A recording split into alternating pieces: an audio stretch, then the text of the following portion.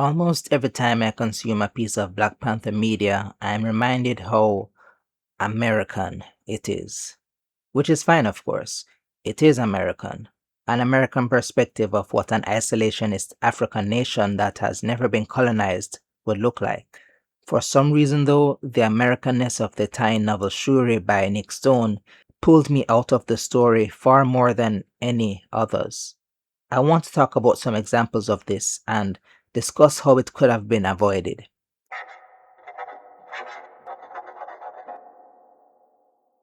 To put it simply, the novel seems to reference the United States more than any other country. On page 28, it mentions the American card game Uno, which T'Challa has carried to Wakanda from the American state New Jersey. On page 58, Queen Ramonda furiously complains that Shuri has sneaked out like a common American teenager. On page 187, Shuri's best friend uses some slang she's learned from American movies. And speaking of American films, the story uses the end credits of American films in a simile on page 136. And that's not an exhaustive list. That last one makes the least sense to me because it's basically universal in the film industry for credits to scroll at the end of films. It's not something limited to American films. The fix would be easy, just reference other places and cultures. Yes, America makes and has made a lot of films, but there are other nations that can be said about too. I find it hard to believe that Wakandans would be so obsessed with this one nation from oceans away that all their external cultural knowledge would basically be limited to the States. Well, almost. One particular example comes to mind.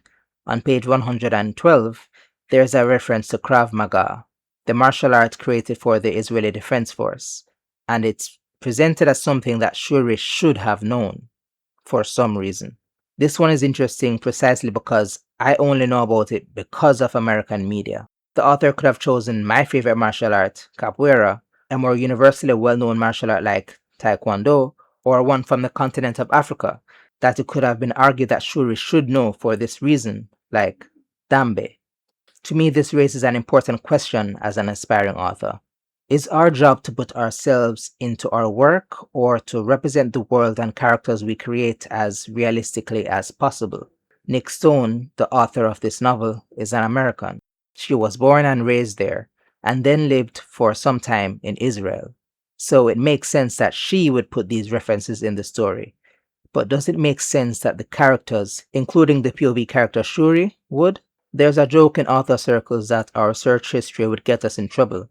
That's because we often try to put knowledge that we don't know into our stories so that they feel richer and truly represent, to the best of our ability, the world and characters we are writing.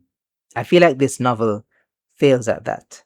But then, maybe I am not the target readership. Maybe the target readership is fellow Americans. Would they see it the same way I do, especially if they are young readers, as I presume the author was going for? I don't know. That said, though, I feel like there is a world building issue that also took me out of the story as I read it. The story mentions the concept of the IP address and applies it to Wakanda. Maybe I'm wrong since I'm not the most knowledgeable about Black Panther lore, but I feel like Wakanda would have already had its own vibranium dependent protocol long before internet protocol ever came into existence. And as a people with far superior technology than the outside world, would not need to adapt it. Further, Shuri has her own AI in the story, which she calls Shuri, Superheroic's Universal Remote Interface. Don't get me wrong, it's hilarious and completely in line with what a young teenager would come up with, but the acronym is in English. Shuri lives in Wakanda, a nation that has never been colonized by any European power, much less the British. Why is she using an English acronym for her technology? Maybe this entire video has been me nitpicking.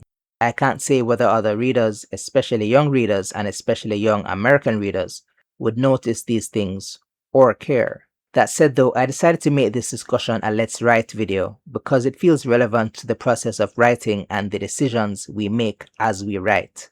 Essentially, the question I'm asking is this: should the Black Panther franchise, a franchise explicitly about a nation that has never suffered under Western colonization, expand the horizons of its readers to perspectives outside of that limited experience? Or should it be a Western, specifically American, look into how that nation works, acts, and moves? Should there be so many callbacks to the American experience? For me, all that pulled me out of the story. I didn't feel like I was there with Princess Shuri in Wakanda. I felt like I was with Nick Stone, looking at Princess Shuri from the US. What are your thoughts though? How would you write this story? Please like, share, drop a comment, and subscribe. Until next time, let's learn, let's grow, let's write.